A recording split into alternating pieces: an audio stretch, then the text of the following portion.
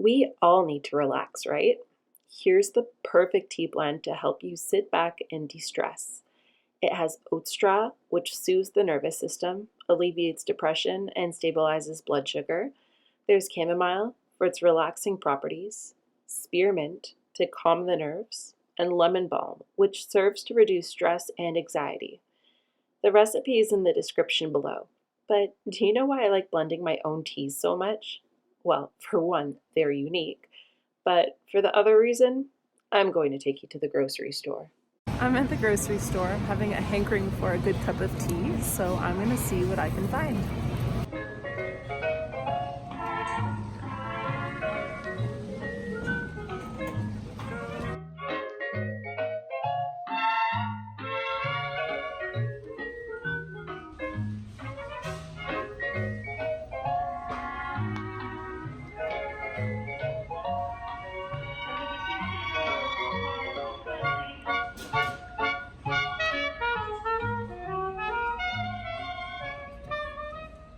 So I just got back from the grocery store, and one thing that really surprised me was that there were a fair few teas that had decent ingredients. Like, there were no natural flavors. And I will tell you at the end of the video what the problem is with natural flavors. I try to avoid them whenever I can, but it's kind of hard because they're in everything. But I bought one tea. I bought a chamomile tea because I want to compare it to the bulk chamomile that I have at home. But instead of buying one of the teas, because one of the good ones was like $9 for 12 sachets, and I thought that was a little ludicrous. So I'm going to show you how to blend 3 teas right now.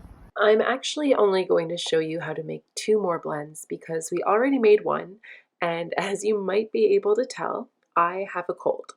So we're going to make my favorite cold and flu blend. The first botanical that's going in is mullein, which is an expectorant that helps clear mucus.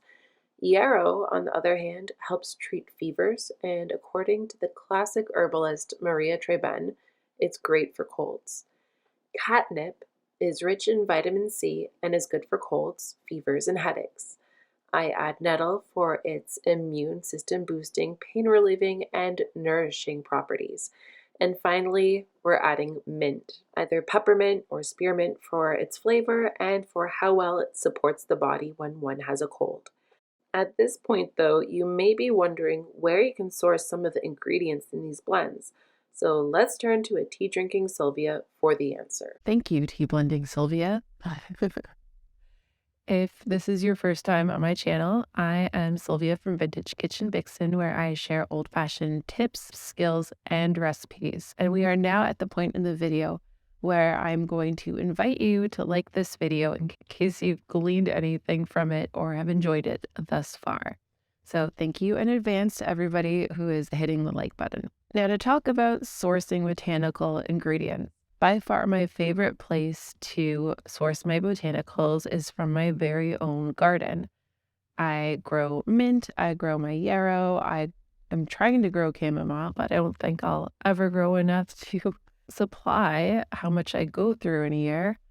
I planted lemon balm last year, so I'm hoping I'll reap some this year. And I'm always continually adding to my garden. Another way that you can build up your stash of botanicals for tea blends is to forage.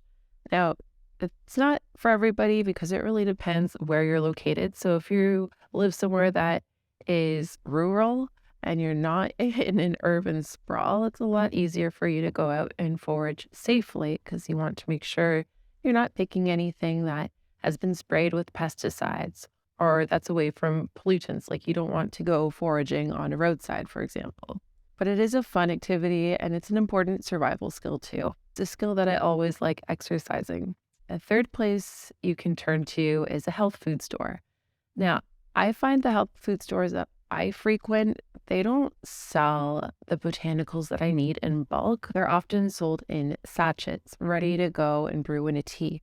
And that's personally not what I want. I know some people have luck finding big bags of nettle leaf being sold in bulk in stores, and I've never had that kind of luck. So what I like to do is go online. Since I am in Canada, I I'm a big fan of Naturals, which I will link in the description below.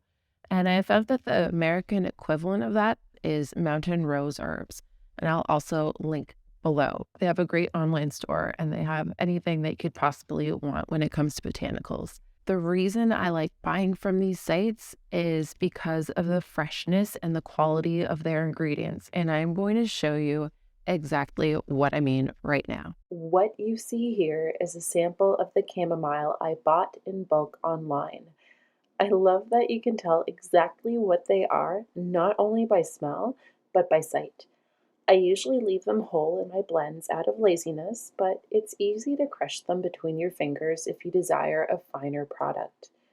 Now, over here, I have the contents of a sachet of chamomile that I purchased from a grocery store.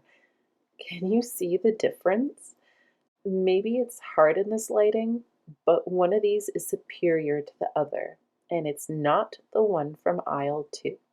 Isn't that a crazy comparison? I don't know if you could see because of the lighting, but the one I had purchased online in bulk was significantly more yellow. It was fresh. And then the one, it's a popular brand. I purchased it from a grocery store just yesterday. And I opened the box and it was pale, like it was colorless. It smelled like chamomile for sure, but it just didn't have the same vibrancy. Like you could tell, like, who knows how long it has been sitting around for.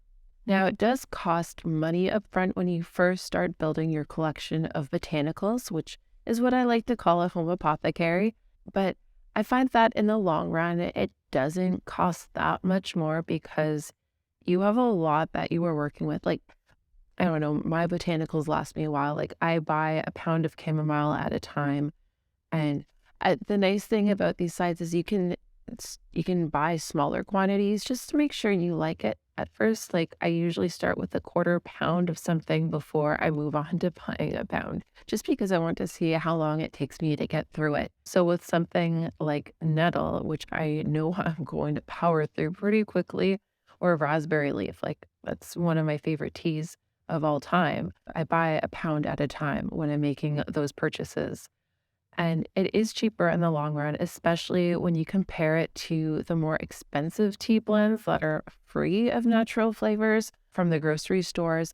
And then, especially compared to handcrafted blends that are made by local artisans like herbalists, because I've paid like $15 before for a jar of tea that I could probably make for a fraction of the cost, even though I'm spending like $25 or more on a pound of whatever herb. And sometimes it's not even that much more. It just, sometimes I don't even buy that much at a time. It really depends on what the herb is and how often I think I'm going to use it. If I know it's not going to see a whole lot of action, I buy less of it because I want to make sure I'm using it at its peak freshness. Another benefit of building up that home apothecary is that you will always have ingredients on hand to whip up a last minute homemade gift. I haven't met many people who don't like tea, and the people who say they don't like tea probably have just never had a good cup before. I'll talk to you a little bit later about measuring, about brewing, about my favorite resources in case you want to learn more about botanicals and how they can help support your body when you're making your tea blends.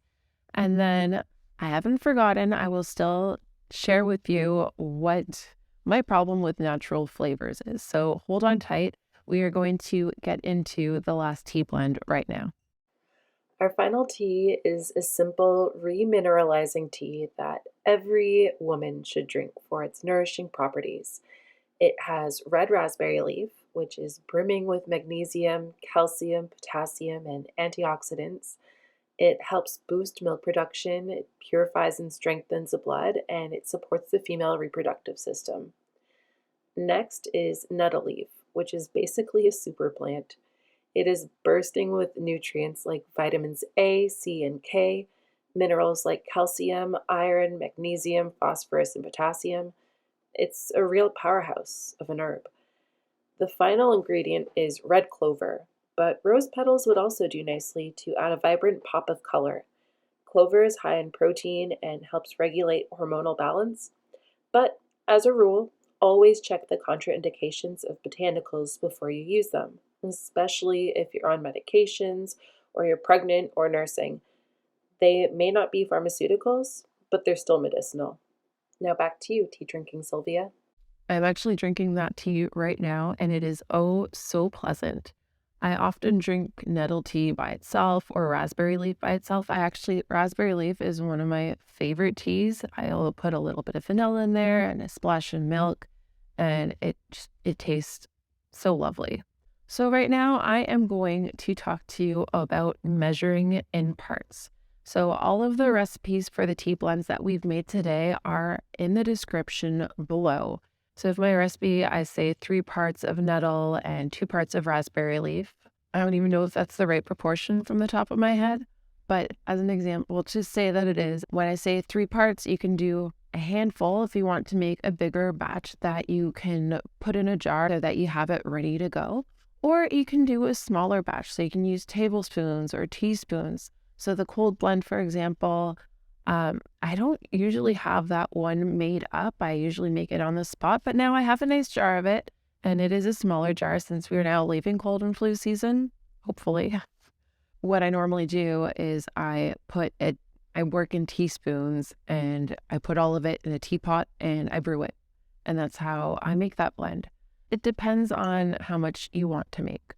And if you're going to be making gifts at Christmas time, you might be wanting to use a cup or a bowl to blend everything together. It's up to you. So that's how you measure. You measure in parts. So I say 3 parts, and we're talking about handfuls, where you would put 3 handfuls of the ingredient in, or 3 tablespoons, and then 1 part you would put 1 handful or 1 tablespoon. So that's clear, right?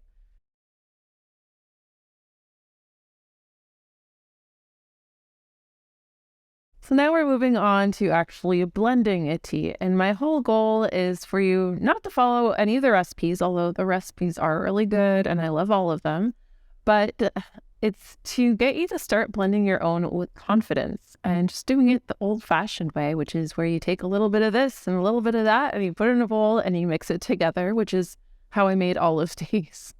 I actually had to measure how much I was putting in, and usually every time it's different, but for the most part, I don't measure and I just go intuitively. So I like seeing a cup of tea as a dose of something every time I make a cup. And that's kind of like what herbalism is, right? Like you're dosing yourself with plant medicine, and every plant serves a purpose. Some plants are really good for treating indigestion. Other plants are really good for making you sleepy or just balancing hormones or whatever have you. Each plant has its purpose, and that's why it's important to get to know your herbs and get to know the properties of the plants that you're using. Usually when it comes to different plants, I'll start with one plant at a time. I'll get to know the flavor. I'll get to know how it makes my body feel. And over time, I get to a point where I'm able to mix flavors together and effects. But for the most part, I just listen to what my body wants, especially when I'm preparing myself a cup of tea. So right now, I'm just going to put some raspberry leaf in a bowl, or a handful. No, that's all I want. I only want a handful, so that's what I'm going to do. So I got raspberry leaf in there. I kind of feel silly doing this. And now I have peppermint that I grew in my garden, and I actually love peppermint and raspberry leaf together. And I know it's so similar to the Re-mineralizing blend, but there's just something about this one. Sometimes I really like using actual teas to blend in with my botanicals to use those energizing characteristics that these teas have. Green tea makes such a wonderful base to mix in with other herbs. Okay, so this is looking good so far. I know you can't really see what I'm doing this time around. It's a handful of this and a handful of that. Like, I'm not measuring or anything per se. I'm just putting in what feels right to me, what feels right to my eye, and I'm adding some rose buds. You could use rose petals too. This is what I have, and there we go. I just blended a tea, and it's just based on what I felt like, and I don't really know what the purpose of this tea is other than I want I want this tea right now, and the rest doesn't matter. I could be going through one of my books right now and determining the best plants I want to achieve a certain goal, and I sometimes do that. But for the most part, this is what I want, and I'm okay with that. I don't need to know what the tea is going to do for me. I just know that this tea is what my body craves right now. It's actually, I have a completely different tea right here. But this is something that's calling to me. I think there's something to following those intuitions and giving your body what it craves within reason. Like sometimes you might be craving chocolate, but maybe what your body is really craving is the magnesium that's present in the chocolate, because so many of us are magnesium deficient. And a lot of that has to blame with what we consume. Like sugar burns magnesium like crazy, and so does caffeine, which is why herbal teas are so nice, because they are so nourishing to our bodies. And if we were drinking herbal teas, we are not drinking coffee at the same time. So it's a beautiful coffee replacement, and it does so much more than coffee will ever do for us. But that's how you blend a tea the old-fashioned way. You just take a handful of this and a handful of that, and you put it in a bowl.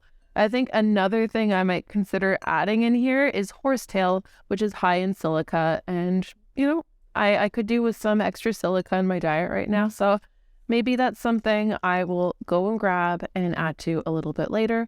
But for now, it's just raspberry leaf, peppermint, and some rosebuds. If you have any questions about this process, let me know in the comments below. I think it's pretty straightforward, but I know I can go a lot deeper in this video by explaining what individual botanicals do, but I think I'm going to be saving that for another video, like maybe taking a deep dive in chamomile, for example, or doing a deep dive on the properties of raspberry leaf, as opposed to cramming everything into this video, because if I crammed everything into this video, it would be like an hour long at least. Unlike regular tea, like green tea or black tea, I like brewing my herbal teas for a lot longer. So I will usually steep for 10 to 15 minutes. And honestly, sometimes I'm just so lazy I can't be bothered to remove my tea bag, which is something that drives my husband a little bit nuts, but I will just leave the tea bag in there forever, and I will drink it until there's nothing left. The general rule for proportions of, I guess, scoop to cup, I normally do a teaspoon per cup. I think that's pretty general when it comes to teas. The only exception is the cold and flu blended. Like if you do a teaspoon, if you go by the teaspoons and just measure everything out, you're going to have way more than a teaspoon per cup, but it works. And I mean, it really depends on how strong you want your tea. Now, the goal of this video is not to share recipes of tea blends, but to teach you how to blend your own teas. And so far, I'm hoping I've given you some inspiration on how you can get started blending your own teas. The most important part is deciding what your goal of a tea is going to be. So are you brewing a tea because you want to relax? Are you brewing because you are having digestive issues, or like you have a lot of nausea that you're going through? Maybe you have trouble sleeping and you want to make yourself a sleepy time tea, or maybe you want to make a gift for a postpartum mother. There are so many reasons for blending your own tea. So that's why I'm going to share some of my favorite herbalist knowledge with you right now. For me, the first herbal book I ever got was Health Through God's Pharmacy by Maria Treben. I did cite her earlier on in this video, and her work is phenomenal. She only covers like 25 different herbs in here. It's not backed by any scientific evidence. It's just, she's a very traditional herbalist, and she did have respect for modern medicine, but she wrote this book in a time before everything was evidence-based. And it's funny because a lot of the science that is coming up now on botanicals, it just confirms all the reasons why people used botanicals the way they were. It's confirming traditional knowledge. Another one that I really like is Wild Remedies by Rosalie de la Forêt and Emily Hahn, and they cover botanicals by the season.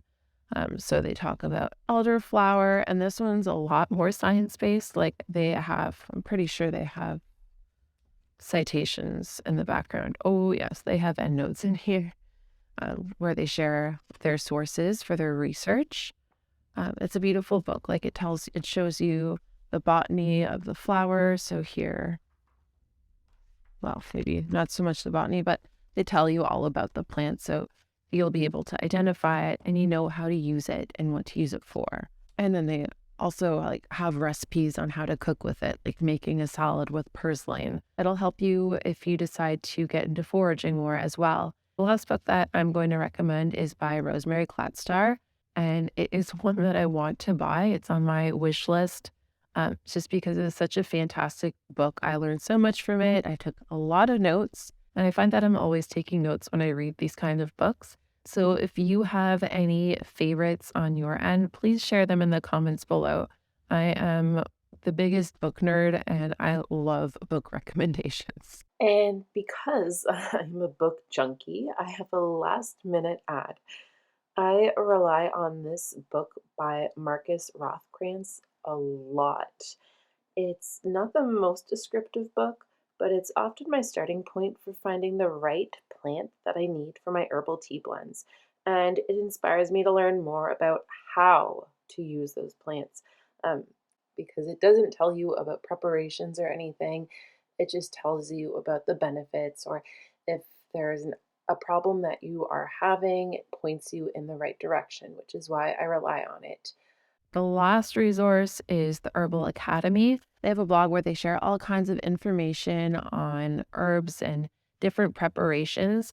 And they also have a course if you really want to dive deep in learning about herbalism and how plants can support your body. Now, one tip I want to share with you when you are starting to make tea blends on your own is keep them in a notebook. Start record what your measurements are, what you put into it. I often don't write down my recipes, but now I'm starting to because maybe somebody will really like my blend and I'll want to recreate it for them. And if I don't write it down, I can't do that. And I can only do my best at winging it and trying to remember what I put in there. If I don't write down my recipe, at the very least, I will write down on the label what is in my tea. And that's very important to always label your tea blends so that you know what's in the jar. For storage, I just put them in glass jars. Anyhow, plant medicine has so much to offer. I'm a huge fan of it, and I love that it comes from the earth and that it's not made in a lab. Unlike natural flavors. That's right, we're getting into natural flavors now. So natural flavors, they differ from artificial flavor in one way. And the way that it differs from artificial flavors are completely synthetic. But natural flavors get that nice greenwashing because their original flavor has to be sourced from either a plant or an animal, whether that is a spice or a flower or eggs or seafood. It needs to be sourced from something that is natural. But from there, it goes through quite the ringer in labs. It is meant to be a flavor enhancer. It doesn't add any nutritional value to the food. In addition to their original flavor, it contains all kinds of chemicals, like a cocktail of chemicals that have been whipped up together by food scientists, which are called flavorists. According to the Environmental Workers Group, some natural flavors can contain over 100 different chemicals. And these chemicals can include preservatives, include solvents. I will include a link to a Healthline article below about natural flavors. I mean, governments say that natural flavors are safe, but a lot of safety data isn't shared. And food manufacturers, they don't need to include a list of what is in their natural flavors. They just need to list that natural flavors are in there.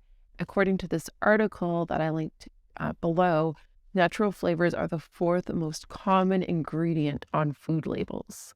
And whenever I look at a label, natural flavors are everywhere. And some people have adverse reactions to them. Just think of all the chemicals that are in there. They're supposed to be safe in small doses, but if they're in everything, and then people often mix them with other chemicals because chemicals are in all processed food, essentially, which is why it's so important to eat whole foods. And then natural flavors, they can also be sourced from genetically modified crops and still be labeled natural. There's nothing natural about natural flavors. It's just some kind of like psychological marketing trick. Like you hear natural flavors and you think it's fine. Why would anything be in our food that would hurt us? And it's greenwashing. It's a marketing ploy to make people complacent and comfortable with it. And yeah, it's in everything. Like I still eat foods that have natural flavors because it's almost impossible to avoid them unless you completely stave off commercial foods. And that's not the easiest thing to do, especially like if you eat takeout. There's definitely going to be ingredients in there, like things that are in pizza sauce or whatever. But just like with driving, it's better to avoid some potholes than to go through every single pothole, right? If you see a pothole, you want to avoid it. And it's the same with any of these chemicals in our lives. So that's my beef with natural flavors. And that's why I'm so into going back to these old-fashioned tips and old-fashioned skills of learning how to grow your own food, of cooking from scratch and preserving and fermenting and making your own natural cleaners and getting as far away from the artificial, from the synthetic, from the chemically laden environment and returning to what's natural. I think that's the best way for us to save ourselves, to save our bodies, our minds, our health, and this earth that we're living on. Because when we heal ourselves, we heal the earth. When we start changing the way that we do things, when we move away from that world and we move into the natural space and we move closer to the earth, that's when big changes will happen. It just feels like that there's so many people that are trapped in that artificial synthetic world. Like I go through the aisles in the store that are full of these products and they're there because people are buying them. And there are better ways. There are healthier ways, healthier for us, healthier for the earth. And it can seem really overwhelming of all these changes that we need to make in our lives, but it can be as simple as starting with one step, starting with something as small as forgetting about the boxes of tea at the store and making your own tea blend in your home with your own herbs if you can. And if you can start making your own tea blends, and maybe eventually you'll want to start growing your own botanicals for those blends, in which case your next video should be the one where I talk about the best plants to start growing in a medicinal herb garden. So if you have a balcony, if you have a small plot of land, it's a good way to get started because some botanicals are just as pretty as they are functional. So that should pop up on the screen somewhere soon. But thank you so much for watching. Thank you for being here. And I'll see you in the next one. Bye.